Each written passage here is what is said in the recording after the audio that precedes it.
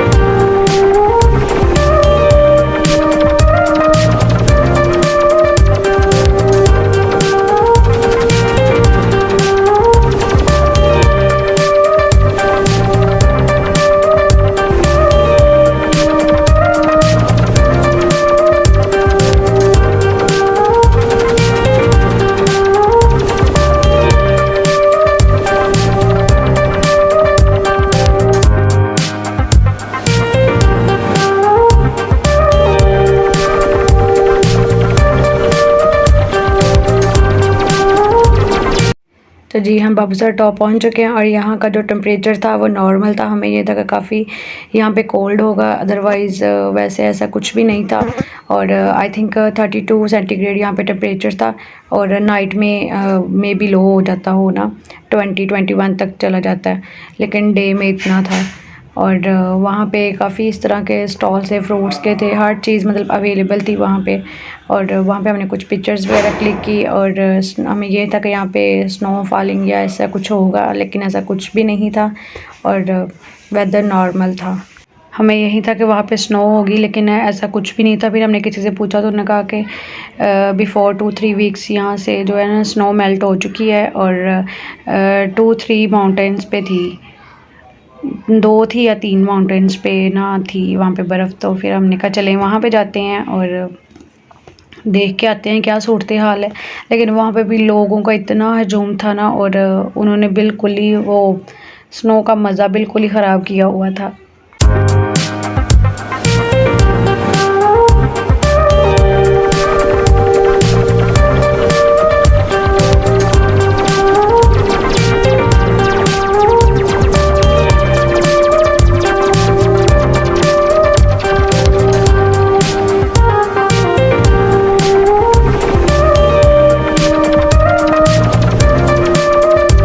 कुछ ही टाइम बाद वहाँ पे हल्की हल्की बारिश स्टार्ट हो गई और हवा का जो तनासब था काफ़ी तेज़ हो गया और ठंडी हवा चलना स्टार्ट हो गई थी, और इसलिए हमने वहाँ पे जस्ट 2 आवर्स स्पेंड किए और उसके बाद हम वापस आए।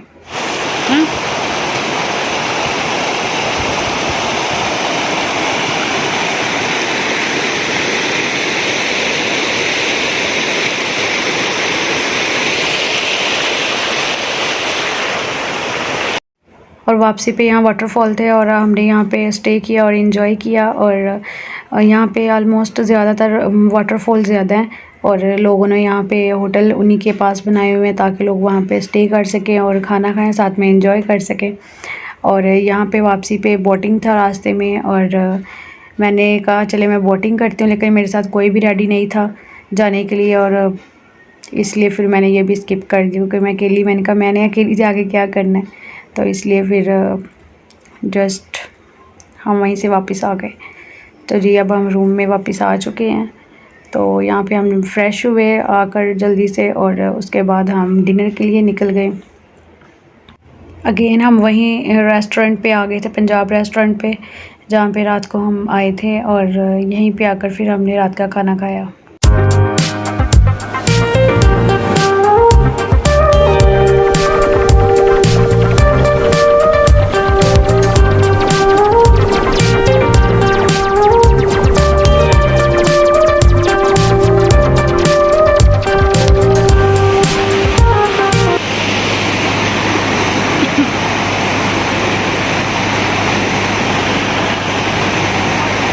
पानी की जो रफ्तार है बहुत ही ज़्यादा तेज़ है, आप आवाज़ें सुन सकते हैं। और आज हमने बाहर खाना खाना है, हमने यहाँ पे सेटअप किया अपना।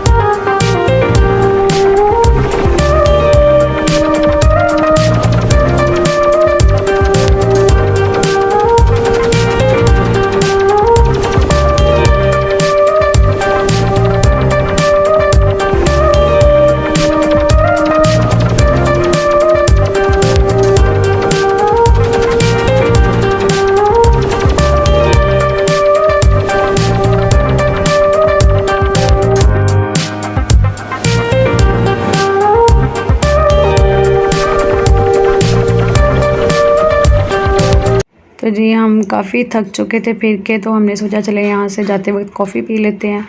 तो इनके कॉफ़ी का टेस्ट काफ़ी अच्छा था, तो इसलिए फिर हमने यहाँ से कॉफ़ी बनवाई 3 कप। और क्योंकि मामा लोग कॉफ़ी नहीं पीते इसलिए उन्होंने चाय पी थी। और फिर हम होटल में वापस आ गए और यहाँ पे आकर फिर रेस्ट करनी थी मोहम्मद ज़ुहान जो कि बहुत थक चुका था, फिर उसकी थोड़ी सी हमने सेवा सुवा की। और यहाँ पे मैं अपने आज के ब्लॉग का एंड करती हूँ। अगर आपको पसंद आया तो please like share and subscribes. मिलते हैं नेक्स्ट ब्लॉग में, तब तक के लिए अल्लाह हाफिज़, स्टे ट्यून्ड।